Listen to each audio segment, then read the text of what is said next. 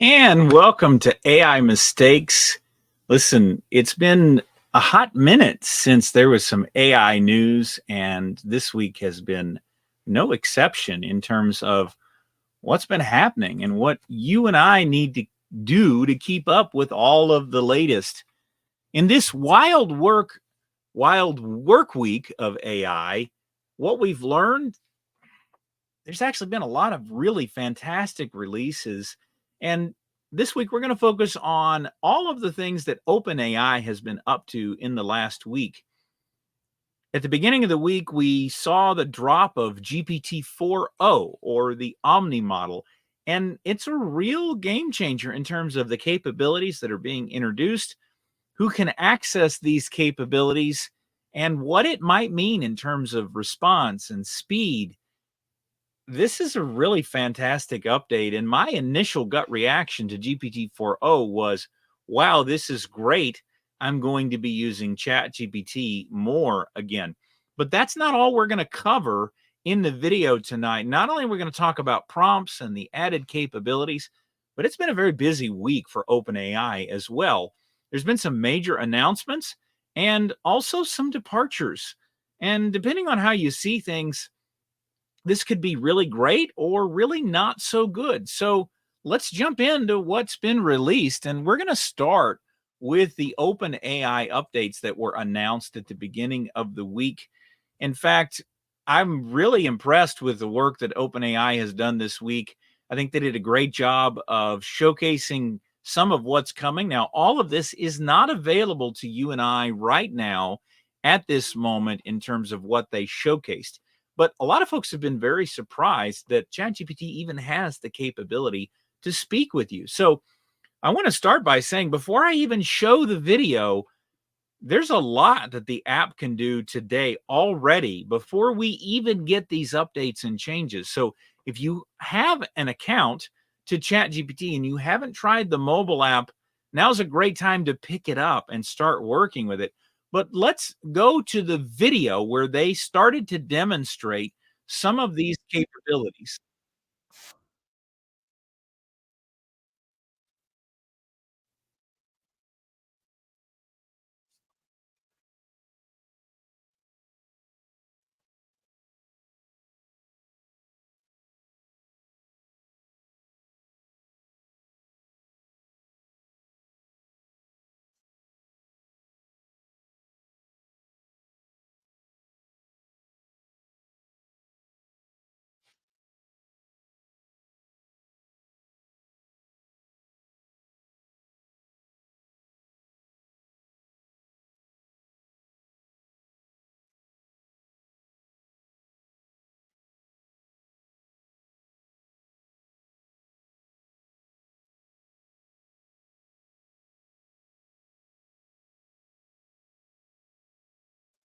Okay, so I need to translate a little bit of this. The CTO here presenting to us does a fantastic job of framing this up, but I don't think we can really understate the level of complexity that they're bringing in this announcement. Today, if you pick up the mobile app and you're using ChatGPT on your phone, it's going to take those three different modalities and bring them together for that experience.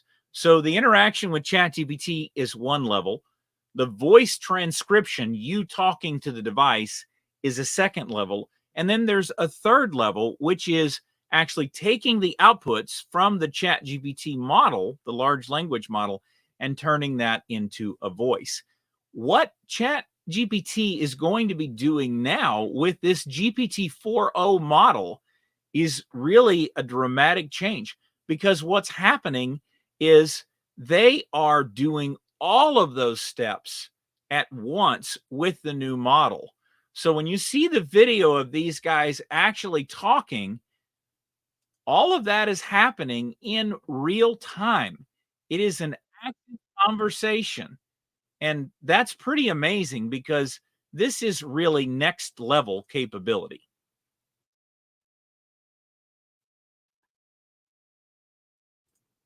So let me fast forward the conversation here to the guys actually beginning the discussion, because this is important to see.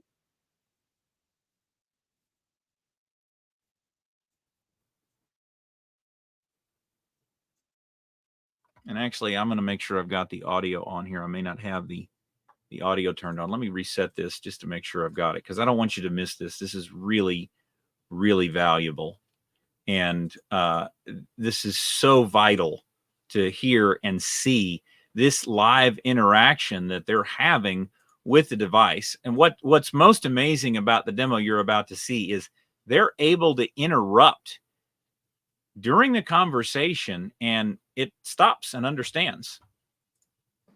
If you are wondering about this wired, so we have consistent internet. And if you see, there's this little icon on the bottom right of the ChatGPT app, and this will open up GPT-4o's audio capabilities. Hey, ChatGPT, I'm Mark. How are you? Oh, Mark. I'm doing great. Thanks for asking. How about you? Hey, so I'm on stage right now. I'm doing a live demo, and frankly, I'm feeling a little bit nervous. Can you help me calm my nerves a little bit? Oh, you're doing a live demo right now? That's awesome. Just take a deep breath. And remember, you're the expert here. I like that suggestion. Let me try a couple deep breaths. Can you give me feedback on my breaths? Okay, here I go. Whoa, slow down a bit there. Mark, you're not a vacuum cleaner. Breathe in for a count of 4. Okay, let me try again. So I'm going to breathe in deeply. All right, so you get the idea. And what's great about this demo, what I really enjoyed, is that they were straightforward about it. They didn't try to hide it. They were out there. They were just having a conversation with the agent and getting the response. And I think that's really powerful, because that's what these conversations really look like for you and I. When we have these interactions, things are uncontrolled and unpredictable. And the agent being able to listen and understand all of those things while we're talking to it is really important, because the way that we're using these things in the real world is not in a laboratory environment. And for these capabilities to really be unleashed on the world of work, that's what's going to happen. It's going to have to be open in the real world, where we can interact with it and interrupt it.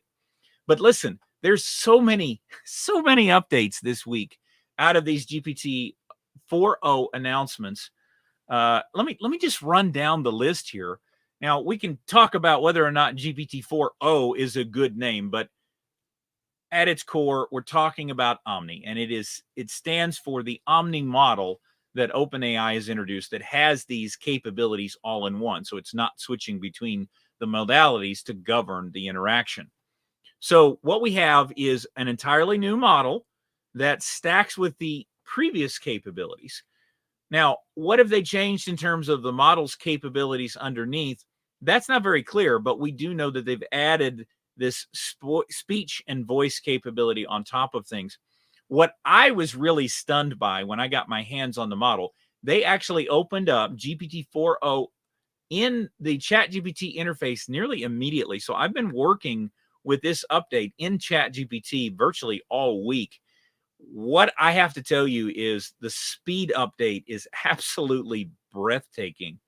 It is mind-numbingly fast. And I'm going to show that to you a little bit later in the conversation. So if you'll hang around, we'll actually do a live session with ChatGPT so you can see some of the speed. But they've also reduced the cost of the model. So there's a little bit of a battle kind of going on between the top-tier providers in terms of the costs to use their various systems. And I think this is nothing but good for you and I in being able to develop and use these models to do whatever the work is that we have. Now, if you're just using the web interface, those costs don't really come front and center for you to understand. But if you're developing with an API, you're putting together an application, or you're consuming these capabilities behind the scenes, that's a major change, and it's certainly appreciated. Besides what we've already talked about in text, voice, and visual models, the other big announcement was it now has the capability of 50 languages. Not only can it talk in those languages, but it can conduct sentiment analysis, generate speech, and will be able to include that emotional nuance that you heard on the video just a moment ago. And I think this is a vital capability that we're seeing. There is no other model that has shown this level of capability. So You can talk about benchmarks. You can look at all of the other large language model capabilities that are out there. But to get this level of functionality, you had to combine multiple different models. Now, I've been playing with combining multiple different models, and I've got several AI subscriptions that allow me to do these kinds of things. But there are gaps and there are places where things don't fit. Collecting this into a single model where you can access it and leverage it without having to put a bunch of pieces together is a pretty major shift. Now, I know a lot of folks were really expecting some sort of GPT-5 announcement, but there's a part of me that feels like this is a portion of what they're going to deliver with GPT-5. They're just kind of cutting it short and not letting the entire cat out of the bag. This feels like an incremental change to me, just to keep them at the level of just above the rivals. Is that a smart decision? Well, look, I think OpenAI behind the scenes is trying to build up their runway and put themselves in a good position. There's a market consideration that is not to be underestimated here. And I think they're making some calculated bets. And here is one of those calculated bets. GPT-4o has a 128K token context. Now, that's not the largest that's available. In fact, this week, Google announced that they were opening up the door to a 2 million token capability with Gemini. I've had access to the 1 million token capability for a few months now. And if you're a cloud subscriber, you can unlock that capability today. But I think OpenAI has kind of taken a measured response. They're saying, look, we can do something really large, but we're not going to go all the way. And what's interesting is that there's some knowledge things that we still have to clarify here. It's still tied to October 2023. So that one really confuses me. I'm not really sure what's going on there because there's a lot of augmentation and the likes of Gemini. It's a live update. Now, here's the big change, and this is not to be missed.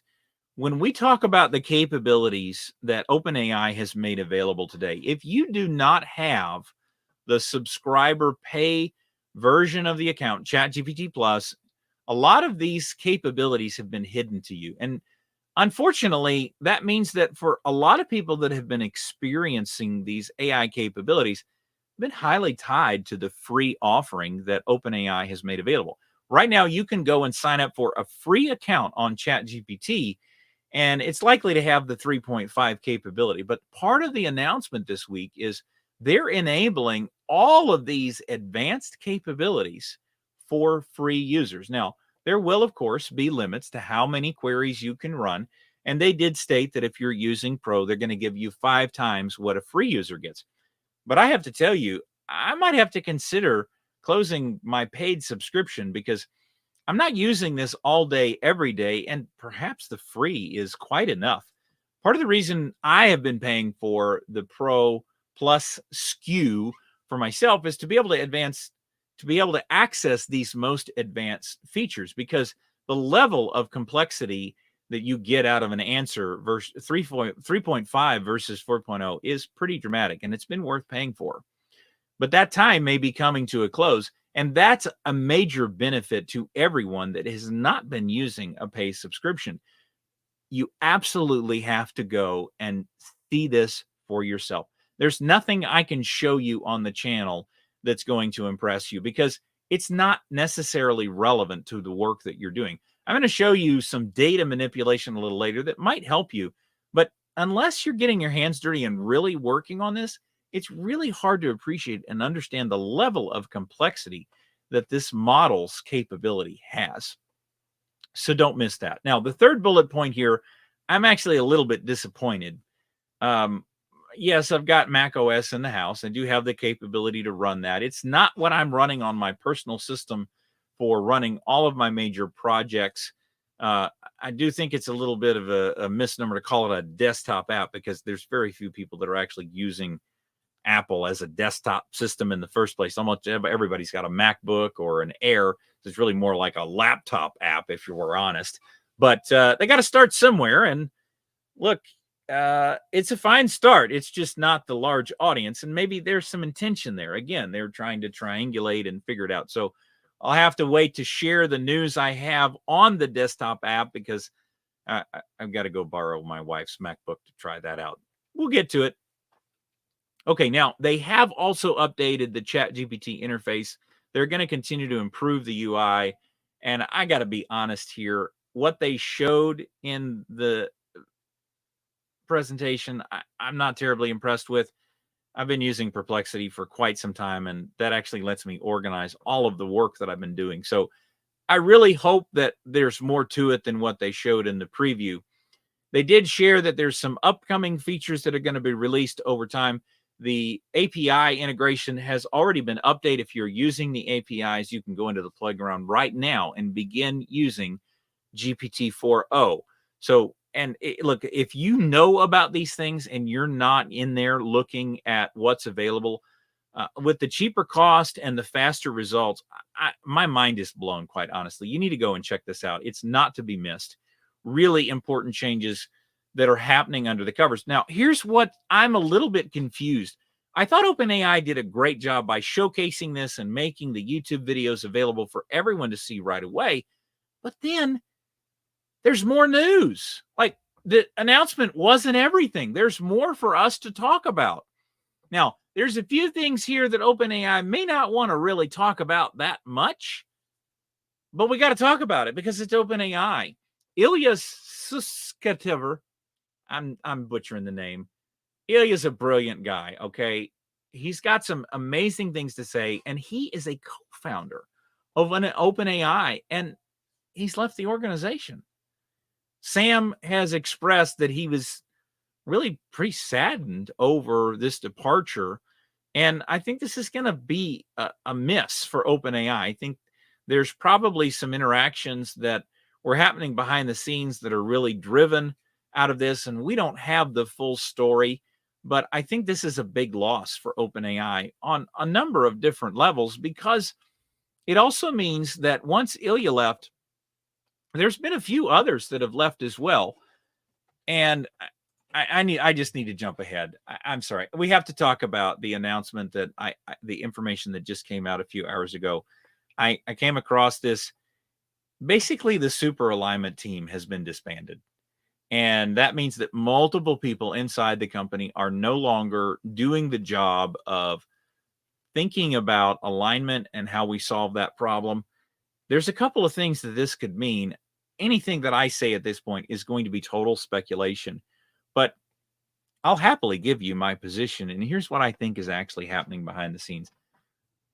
I honestly don't think we're really close to AGI. I know that some of the experts in the field, and some of them I read their newsletters on a regular basis, think that we are very close, within probably not more than 24 months of reaching AGI. I'm not one of those people. Yes, it is advancing very fast, and we're probably on the edge within the next decade. But I think OpenAI is no longer concerned about this problem, and the work that the people on this team have been doing is just not really valued by the organization. And that's really what's leading to the departure of these folks. I think there's a lot of real business value to be reaped from AI capabilities. And I can see that those business objectives are really pushing the envelope farther and faster than these folks are comfortable with. So there comes a point where you're just not being effective in the work that you thought you were going to be doing. And so I really think that there's a lot of behind the scenes that we're going to see in the near term. But it's very clear to me that this is largely about commercial applications. We've seen headlines over the last couple of weeks around OpenAI working with the military. OpenAI is working on a not safe for work integrations and capabilities. We know they're already doing work with Hollywood. There's all sorts of applications. And I think OpenAI's focus is really just shifting here. And that's also apparent by things like the Reddit partnership. The announcement this week also came that OpenAI is partnering with Reddit. What does this mean? Well, it means that OpenAI is going to get access to the Reddit APIs. It means that Reddit's going to get access to the ChatGPT capabilities for doing things like monitoring users and moderating content. And there's also a partnership for advertising. This is another major development. This is an entirely new data set that OpenAI is going to have unrestricted access to. And there's a lot of folks at Reddit that are really not happy about this announcement. Some folks have even been trying to claw back their contributions because they don't want it to be put into ChatGPT. But I think there's some inevitability to these data sets becoming a part of AI. The reality is there's just too much valuable data in these systems, and the likes of Reddit and other community forums really have to figure out how to shift their value proposition going forward. I really think that as we begin to see the adoption of these AI tools, we're going to enter an entirely new paradigm. And I think what you and I experience today on the World Wide Web is going to dramatically change. I can tell you my personal habits have already dramatically changed. I don't do a lot of web searching anymore. I'm using AI tools to get the answer I need. For me, it's not about where I get the information from, it's that I get the answer that I'm looking for. And people go to Reddit for answers. And if you're able to include that capability in a chatbot and just ask those questions and get the answer without having to go to a forum, you better believe people are going to do it. And it's going to have a major impact. And I think that that's also playing a major role in how Google is reacting to the situation. We've seen a major shift, and there's just too much for me to cover in a single night. So we're going to cover Google at another time, but we're still not done with the updates from OpenAI, if you can believe it. There's more. So we talked a little bit about the release, but this major shift has gotten the attention of the AI space. Again, here I am talking about it myself. But look, the ChatGPT traffic is up, and we're also getting some interesting headlines. I just took a quick gander at the headlines that are out there. The traffic for the ChatGPT website has really gone up, and it's a major factor. I mean, traffic really shows how interested people are in these things. Here you can see the chat versus Gemini. Gemini's on its way up, and the integration is going to be a big factor. I think that there's a certain amount of this that OpenAI is trying to get ahead of the cycle. But check out this article on Business Insider. BlackRock staff couldn't tell the difference between a strategy memo written by AI and the memo that was written by one of the major C-level executives. I'm not surprised, honestly. This doesn't surprise me one little bit. We already know that we have kind of a biased reaction to AI writing. If you know it's generated by AI, that actually does color your opinion. I know it does color mine, and sometimes I still feel like I can tell when it's written by AI just because I'm familiar with it. But the truth is, you can't. One of the reasons Claude has been a favorite of mine in terms of these large language models is it's a little less predictable in terms of the language that's used. We have seen that ChatGPT tends to use the same language a lot. And how many times can you talk about navigating and before it's pretty obvious that it's using the same terminology? Now, there's some reasons why it's using that terminology in the response. But look, this guy Goldstein, he put his draft, gave it to ChatGPT, and it spat it out. And it gave him a memo. And a lot of people read it, and they thought it was good. They thought it was him. This is going to, we're just at the beginning of this journey, y'all. This is going to happen. And not only is it going to happen, I think it's actually going to make things a little bit better. It means that we'll be able to communicate more effectively. I've talked about this in past discussions. So if you're interested in this, go back and check out the channel. Look at some of the older videos I've got out there. There's some amazing capabilities that AI can do in helping us to communicate.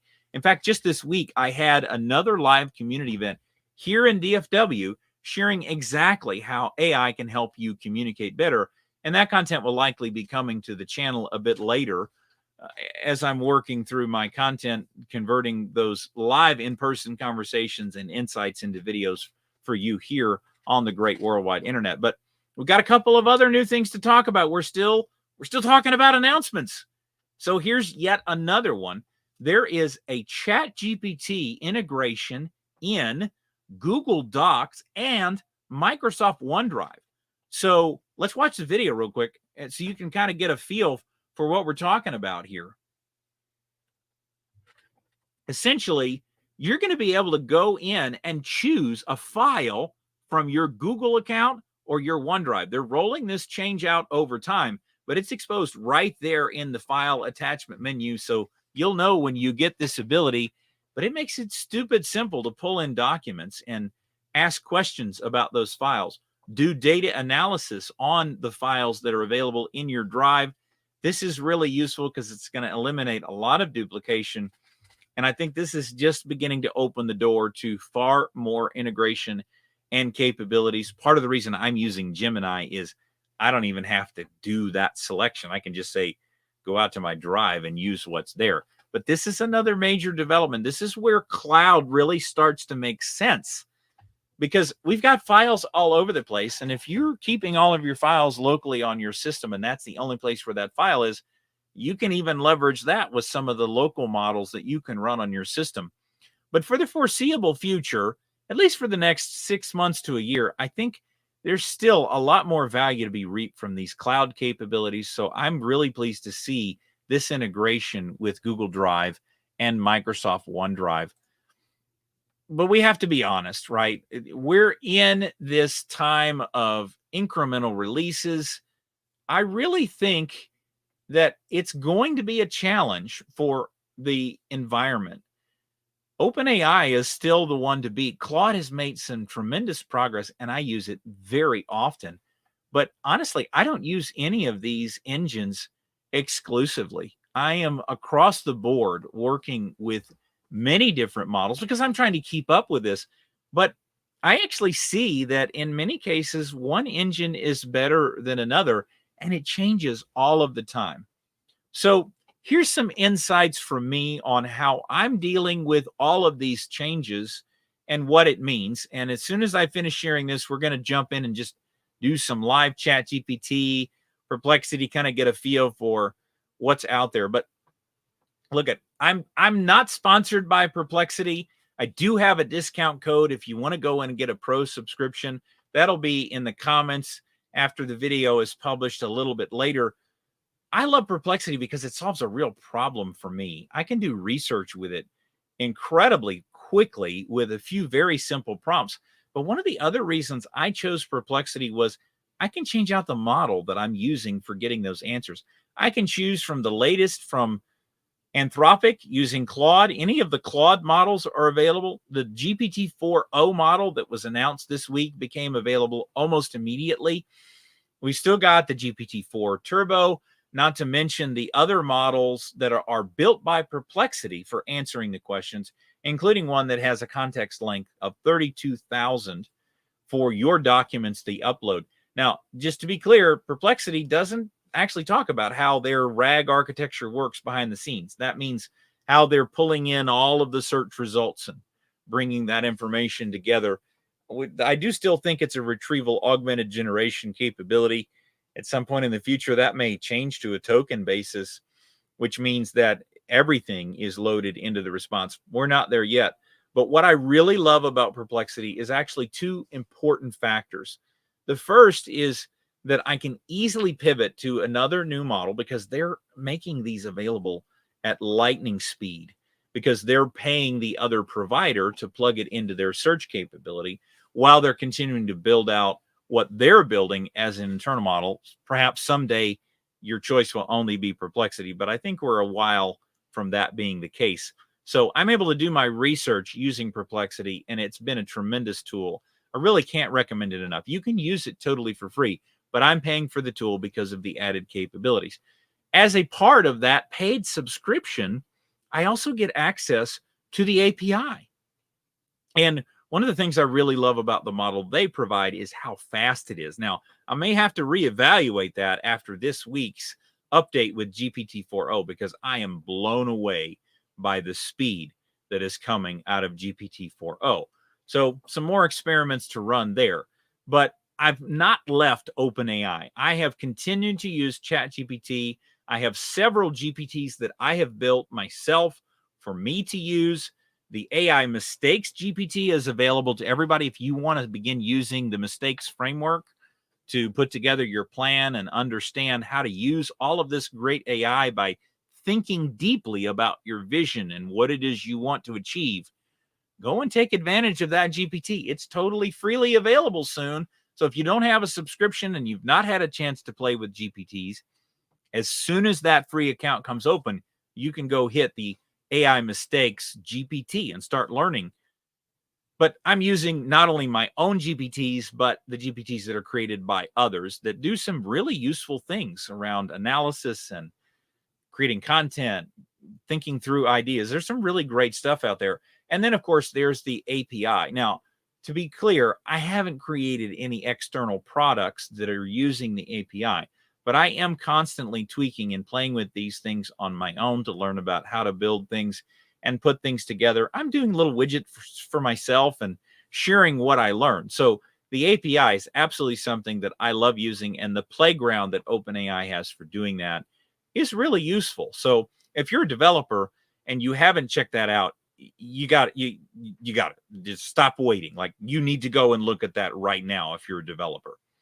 I'm also using Gemini now. My free subscription to Gemini has lapsed, and I'm now paying Google for their AI capabilities. They did a little bundling, so I got a little extra storage in Google Drive. So they've made it a little harder to turn off, if I'm honest. But the reason I'm keeping that is because I can search everything in the Google ecosystem. The plugins are there. It's still a little stubborn from time to time, but that's really useful for me because honestly, my life is in Gmail, Google Calendar, and I've got a lot of documents out there. So that's been really useful. And of course, you're probably watching me on YouTube right now. So I can search my YouTube and others very easily using Gemini. So that's a key capability. And again, some of the writing that's coming out of that I have found to be pretty good. Honestly, I still kind of prefer Claude and Gemini for writing. I know that's strange given the advanced capabilities that are in GPT-4o, but at this point, it's just a personal preference. And I'll keep evaluating 4o to see. Maybe sometime soon that'll take the lead. If you look at the benchmarks, you know that in terms of personal human preference, it comes and goes. The scores are changed. But before I leave the what I'm using, there are a lot of other tools that I am using and several that I'm paying for because it integrates the AI directly into the workflow. And if you're interested in integrated workflow, I've been learning a lot over the last month or so. I've had a major shift in the things that I'm working on. I am more convinced than ever that deeply integrated AI for your workflow is the future of this technology. It's tremendously useful to be able to plug it into anything and everything, but the value that can be reaped from deep integration is not to be understated. And if there's something you're doing a lot of, if there's a tool that integrates AI with that experience, I really strongly would advise you to try that out and see if it's beneficial, because it can be a total game changer, not having to switch context and do the swivel chair between multiple different applications to solve your problem. Having it deeply integrated really does help, and you need to check that out. But with all of that said, I think I need to pull up what I'm looking at here and let you see the ChatGPT capability that's available. I've got to find my icon here. It's kind of hiding behind my camera rig. Let me just pull it up. We'll do a new window here just to start things off, but you've got to see the raw speed that this thing has. I mean, it's just absolutely astounding. Write a story about a futuristic city with people that are traveling to space. Now,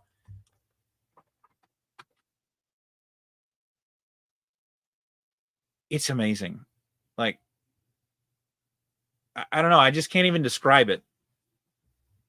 This is ChatGPT running at GPT 3.5 speed with the more advanced model.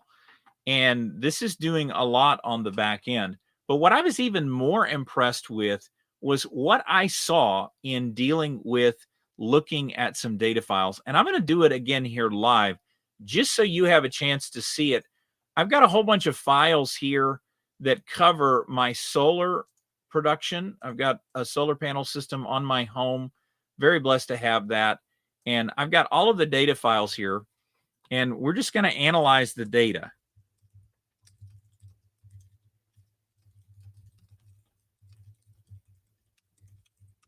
And you just have to see the raw speed. So again, we're doing the data and analytics capability here. It's tearing open that CSV file. It's taking a look at it. I haven't given it any hints at all. It's writing Python code to do this analysis. And of course, we've seen this capability before. This isn't new. But the raw speed that this thing goes through, figures out what to do, repairs problems, and gets to work in building the visualizations is just really impressive. And this is just the very, very simple demonstration. It's not even a particularly good demonstration, but it's just so blazing fast. And what was interesting was I gave it a different data file a little earlier this evening, and it did a whole bunch of work. I got to tell you, it was going so fast, I couldn't even follow it. Like, I can just scroll through it here for you to see, but it did a ton of work. It identified the information in the file, and it was about this fast. Like, I'm scrolling pretty quickly, but that's about how fast this was prosecuting what I gave it. And it was trying a bunch of different things. It was trying to repair the data. It was really doing the true job of a data analyst or a data scientist, trying to go through, find the relevant data, clean up the data so that it was able to be used to create subsequent information. It actually didn't finish analyzing the file, so I was a little disappointed that it kind of gave up on me toward the end. But just the raw speed was truly impressive. And I think it's really valuable to be able to use these advanced data capabilities. I think this is really the missing link that everyone needs to see when we're talking about the capabilities of these AI. I mean, it is enhancing an individual's ability to understand and work with information that is not something that they're an expert at. If you aren't an expert at something, you need to start working with these tools to better understand what they can do for you, because we've already seen that it can help an amateur outperform a professional just by putting in the right information and prompts. So if there's one message I want to share with you tonight as I'm closing out the conversation, and I'm happy to take questions or comments while we're live. I see there's quite a few of you on, so bring those questions if you got them. But let me just try to wrap up and share with you a couple of really valuable kernels. Look, I started AI Mistakes last year because I could see where this AI journey was going to take us. And we're at the very beginning of what's possible. There are all kinds of ways that we're going to apply this technology to improve our daily lives. And I can tell you that it's been a transformational thing for me. I've been able to take on projects and work that I never imagined would be possible. Putting on this YouTube live every week is something that doesn't come to me naturally. I mean, there's a lot of work behind the scenes that I bring together to even have this 30-minute conversation with you on a weekly basis. But honestly, I wouldn't have started that without AI to be my assistant and to get a lot of the drudgery and the work that I just don't want to do done so that I can do the fun part, which is making a video for you all to enjoy and for us to have learning and education so that we can take advantage of these capabilities going forward. Whether you've got a business, whether you're trying to update your skill set, whether you're just trying to make the world a better place, I think AI is going to do some really, truly wonderful things for you and I over the next decade. And I don't want anyone to miss out on that. I've also created a newsletter, and I got to tell you, I did that professionally at a corporation, producing a newsletter on a monthly basis. It took a team. It wasn't just me. Yeah, I did some of the writing, but I certainly can't claim all of the credit for it. But now with AI Mistakes, that entire newsletter is written by me. And with the help of AI, I'm able to do the writing because it's acting as my editor. It's fixing my grammar. It's correcting my mistakes, helping me conduct the research. There are just so many amazing things that this AI that's available to everyone today for a few dollars a month has unlocked for all of us. So maybe the thing for you to do this week is to think about, what are you not starting?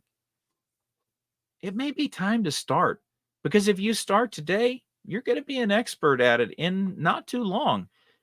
And these AI capabilities, while they're coming out of the woodwork and everybody's adding AI features to their applications, there's so many opportunities.